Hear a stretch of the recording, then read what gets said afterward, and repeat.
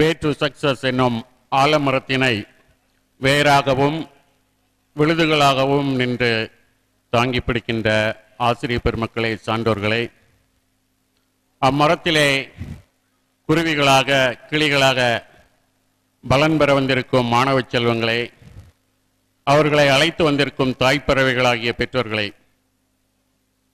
அனைவருக்கும் முதற்கண் வணக்கத்தை தெரிவித்துக் கொள்கின்றேன். ஏற்கனவே கணித ஆசிரியர் சொன்னார், எண்ணும் எழுத்தும் கண்ணென தகும் என்று. அறிவியல் ஆசிரியர் நிறைய டிப்ஸ் கொடுத்திருக்கிறாங்க. மீண்டும் மீண்டும் சொன்னதையே சொல்ல வேண்டாம் என்று நினைக்கிறேன். அந்த பாடங்களில் சொன்ன எப்படி அந்த பிரசன்டேஷன் இருக்கணும், எப்படி விடையை எழுத வேண்டும் என்பதெல்லாம் அவர்கள் சொன்னார்கள். அதை அப்படியே தமிழ் மொழிக்கும் எடுத்துக்கொள்ளுங்கள். அதை நான் திரும்பவும் சொன்னோம், வரலாறு படைக்க இருக்கின்ற வரலாற்று ஆசிரியருக்கு நேரம் குறைவாகும். அதனால் அதை தாண்டி செல்கின்றேன். உங்களுக்காக கடைசியில் அவற்றையெல்லாம் தொகுத்து ஒரு சிறிய வீடியோ கிளிப்பாக தருகின்றேன்.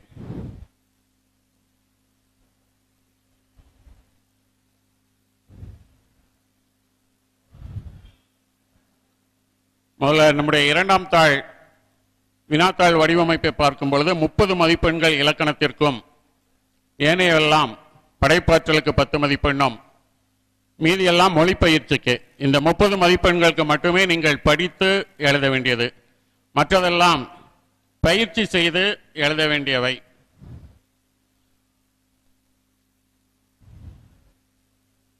இதில் பிரிவு 1ல் 3 பகுதிகள் இருக்கிறது. முதல்ல சரியான விடையை தேர்ந்தெடுத்தல், இரண்டாவது கோடிட்ட இடத்தை நிரப்புதல், மூன்றாவது மொழிபெயர்ச்சி. இதில் எல்லாமே அந்த ஆசிரியர்கள் சொன்னது போல ஒன் வேர்டு கொஸ்டினை மீண்டும் மீண்டும் படிக்க வேண்டும். ஏனென்றால் உற்று நோக்கி பார்த்தால்தான் அதனுடைய கேள்வியின் நுட்பம் உங்களுக்கு புரியும். சரியான விடையை தேர்ந்தெடுத்து எழுதும் பொழுது உங்களுக்கு 3 ஆப்ஷன் அல்லது 4 ஆப்ஷன் கொடுத்திருந்தால் அவற்றில் சரியானது எது என்பதை கண்டுபிடிக்க வேண்டும். எல்லாமே சரி போல தோன்றும். 1-2 விடைகள் உங்களை திசை திருப்பதாக இருக்கும். அதில் நீங்கள் திசை மாறிய பறவைகளாக மாறிவிடக்கூடாது. அதற்காகத்தான் அதை திரும்ப திரும்ப படிக்க வேண்டும் என்கிறோம். கோடிட்ட இடம் நீங்கள் படித்தது வரும். அடுத்தது மொழிப்பயிற்சி, மிக மிக கவனம் செலுத்த வேண்டிய பகுதி மொழிப்பயிற்சி பகுதி. 11 முதல் 20 வரை உள்ள விடைகள். இந்த பகுதியில் நமக்கு அடிக்கடி நம்ம படித்த கேள்விகள் வரும். கிளி கல்லால் அடிபட்டது, என்ன எழுதுவீங்க? ஐயையோ, நான் கேள்வியே கேட்கல. கிளி கல்லால் அடிபட்டது பார்த்த உடனே நமக்கு ஐயோ கிளி கல்லால் அடிபட்டது என்ற விடை நம்ம படிச்சு படிச்சு பழகுனதுனால வரும். ஒருவேளை இது எவ்வகை வாக்கியம்னு பின்னால இருந்தால் என்ன செய்வீங்க? அதனால கவனமுடன் எழுத வேண்டும், நிதானம் தேவை. இப்படியே ஒவ்வொரு பகுதியிலும் என்ன கொடுத்துள்ளது, என்ன கேட்டிருக்கிறார்கள் என்பதை கவனமாக படித்து எழுத வேண்டும். பிரிவு 2ல் இலக்கணம் குறு வினாக்கள். இது பாடப்பகுதியில் உள்ள வினாக்கள் தான் வரும். பொதுவாக என்றால் என்ன, இந்த மாதிரி வினாக்கள் வரும். ஐகார குறுக்கத்தை விளக்கு என்றது போல வரும். என்றால் என்ன, இனம் குறித்தல் என்றால் என்ன, இந்த மாதிரி வினாக்கள் வரும் பொழுது ஒரு எடுத்துக்காட்டு அங்கே எழுதுங்க. எடுத்துக்காட்டை தெளிவாக தெரியும்படி எழுதுங்க. எடுத்துக்காட்டு கேட்டாலும் கேட்காவிட்டாலும் எழுதுங்க. விளக்குக என்று கொடுத்தால் எடுத்துக்காட்டையும் எழுதி அது எவ்வாறு அந்த வரையறைக்கு பொருந்துகிறது என்பதையும் எழுதுங்கள். பிரிவு 3ல் 7 பகுதி இருக்குது. அதில் பகுதி 1 இலக்கணம் சிறுவினாக்கள். இதில் பா வகையிலிருந்து ஒரு வினா வரும். அடுத்தது அணிகளில் ஒரு கேள்வி கேட்கப்படும். அடுத்தது ஒரு பாடல் அல்லது குரல் கொடுத்து எவ்வகை அணி என்று கேட்கப்படும். அது 2ல் 1 ஆப்ஷன் இருக்குது. அடுத்தது அலகிடல். இதில் அணிகளெல்லாம் நீங்கள் எழுதிடுவீங்க, படித்தது தான், கவனமுடன் எழுதினா போதும். அலகிடல் மட்டும் கொஞ்சம் கவனமாக பார்க்க வேண்டும். இதில் ஈற்றுச்சீர் ஓரசை சீராக இருக்கும். ஈற்றுச்சீரை அலகிடக்கூடாது, மற்றதெல்லாம் நீங்கள் எடுத்து எழுதுவீங்க. ஈற்றுச்சீர் இப்போ பிறப்பு அப்படின்னு இருந்து, அல்லது சிறப்பு, செல்வரை செய்வர் சிறப்பு என்று வருகிறது. சிறப்பு அதில் அந்த பூ கடைசி குற்றியலுகரத்தை பிரித்து அசை பிரித்து காட்டக்கூடாது. அது அசை பெறாது, அழகு பெறாது. அதனால அது ஓரசை சீர் தான். அதுல கடைசி சீர் குற்றியல் உகரத்தில் முடிந்தால் மட்டும், அதாவது குசுடு துபுரு அல்லது உகரம் முற்றியல் உகரம் வந்தால், அறிவு என்பது போல சொற்கள் வந்தால் மட்டும் இந்த நாள் மலர் காசு இந்த நேர்வு நிறைவு வாய்ப்பாடுகளை பயன்படுத்துங்கள். நேர் நிறைக்கு நாள் மலர் என்ற வாய்ப்பாடுகளை பயன்படுத்திக் கொள்ளுங்கள். இப்போ இதுல நீங்க பாத்தீங்கன்னா எல்லாம் எழுதி முடிச்சுட்டு கணக்குல செக் பண்றது மாதிரி பார்க்கலாம். இதுல 3 அசை சீர் எல்லாமே நேர்ல தான் முடியும். செக் பண்றதுக்கு பார்த்துக்கிடுங்க.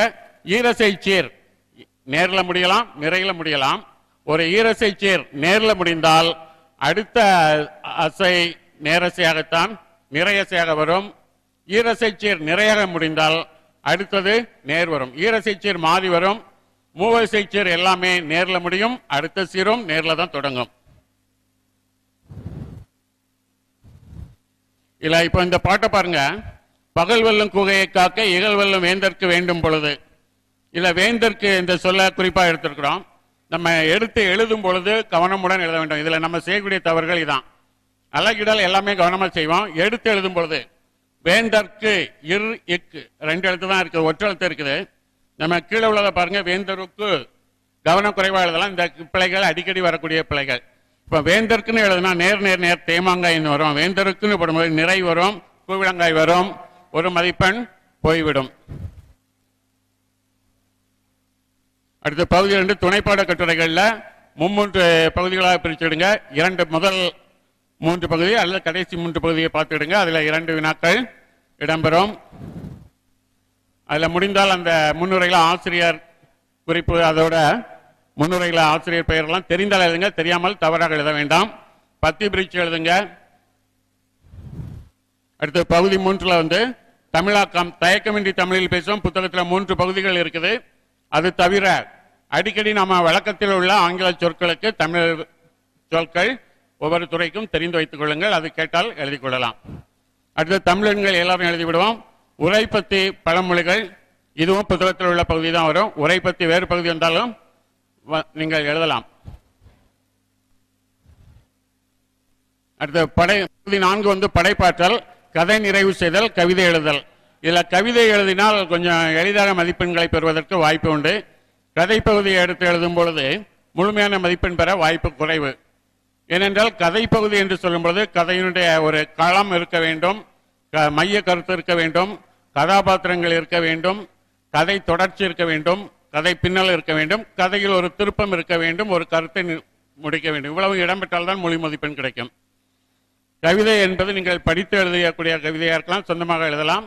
அதுல எதுகை, மோனை, இயைபு போன்ற சொற்கள் வந்தாலே போதுமானது. முடிந்தால் ஓமையணிகள் வந்தால் நன்றாக இருக்கும். அடுத்து பாணயம் பாராட்டல். இதுலையும் திரண்ட கருத்து, மைய கருத்து, அணிநயம். அணிநயத்தில் ஒன்று இல்லை என்றால் இயல்பு நவிர்ச்சேணி, உள்ளது உள்ளவாறை கூறுவது இயல்பு நவிர்ச்சேணி என்று எழுதுங்கள். போல என்ற ஓம உறுப்புகள் வரலாம். அதே போல தொடை நயங்கள் உங்களுக்கு தெரியும். எதுகை மோனை கண்டுபிடித்து எழுதுவீங்க. அதுக்கு ஒரு கேப்ஷன் எழுதலாம். அதை எழுதிவிட்டு இந்த பாடலில் எந்த சொற்களில் எதுகை வந்துள்ளது என்பதை எடுத்து எழுதி அந்த எழுத்துக்களை அண்டர்லைன் பண்ணி காட்டுங்க. அடுத்த பகுதி 7 வாழ்வியல் திறன்கள். புத்தகத்தில் உள்ளது கிடைக்கலாம் அல்லது பொதுவாக இருக்கலாம். நேர்மறை எண்ணங்களை சொல்லுங்கள். அதுல என்ன திறன் வெளிப்பட வேண்டும் என்பதையும் காட்டுங்கள். பிரிவு 4 கடிதங்கள். இதுல பெரும்பாலும் உறவுமுறை கடிதங்கள் எழுதினீங்கன்னா மதிப்பெண் நிறைய நமக்கு பிரித்து வழங்குவதற்கு எளிதாக இருக்காது. அலுவலக கடிதம் எழுதும் பொழுது முழுமையான மதிப்பெண் பெறுவதற்கு வாய்ப்புண்டு. அந்த கடிதத்தினுடைய கூறுகள் எல்லாமே இருக்க வேண்டும். கடித பகுதி நிறைய எழுத வேண்டியதில்லை. உங்களுக்கு என்ன குறை, நீங்கள் யார் என்பதை ஒரு வரியில் அறிமுகப்படுத்துங்கள்.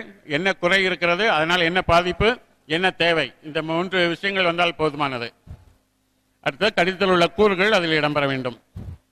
ஒரு கடிதம் பார்த்தீங்கன்னா இந்த அலுவலக கடிதத்தில் இந்த பகுதிகள் இடம்பெற வேண்டும். வடிவம் எழுதும்பொழுது பாருங்க, நேர்த்தியாக எழுத வேண்டும். அனுப்புனர் பெறுநர்ல எந்த நிறுத்தற்குறியும் கிடையாது. அதில் அரை புள்ளியோ முக்கால் புள்ளியோ இட வேண்டாம்.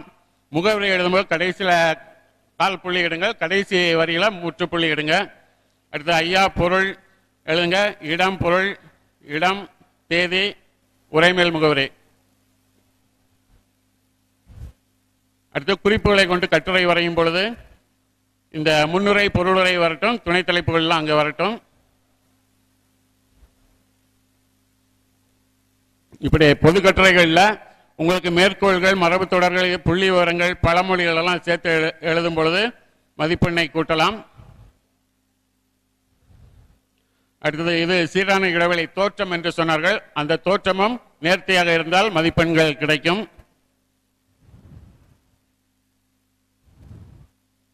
அடுத்தது நமக்கு மதிப்பெண்ணை குறைப்பது பிழைகள், எழுத்து பிழைகள், சொற்றொடர் பிழைகள், கருத்தியல் பிழைகள் வரலாம். அதேபோல எழுத்து பிழைகளில் சந்தி பிழைகள், வல்லின மிகும் இடம், மிக இடம், மயங்கொலி பிழைகள் வரும். அதையும் கவனமுடன் எழுத வேண்டும். அதேபோல இலக்கண பிழைகள், திணை, பால், எண், இடம், வழுக்கள் எல்லாம் இல்லாமல் எழுத வேண்டும். ஒன்று போல் தோன்றக்கூடிய வினாக்கள், இனம் குறித்தல், இனமொழி விடை, இந்த மாதிரி வினாக்கள் எல்லாம் மாற்றி எழுதக்கூடாது. என்ன கேள்வியோ அதற்குரிய விடைகளை மயக்கமின்றி எழுதுங்கள். அதேபோல காலத்தை திட்டமிடுங்கள். இந்த கால திட்டமிடுதல் ஒவ்வொருத்தருக்கும் ஒவ்வொரு வேகம் இருக்கும். ஒருவர் ஒரு பகுதியில் குறைந்த நேரம், இன்னொருவர் அதிக நேரம் எடுத்துக்கொள்வார்கள். அதுபோல உங்களுக்கு அந்த கொடுக்கப்பட்டுள்ள நேரத்தில் 15 நிமிடத்தை திருப்பி பார்ப்பதற்கு வைத்துக் கொள்ளுங்கள்.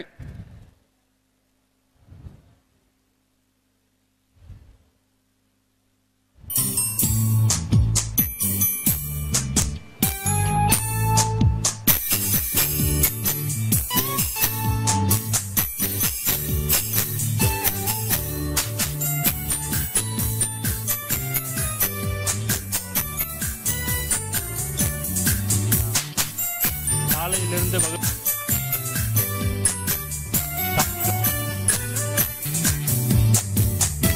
Hello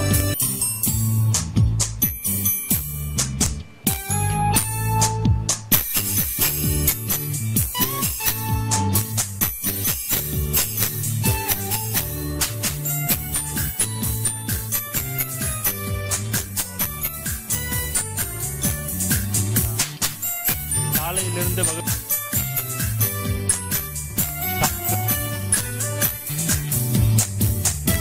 hello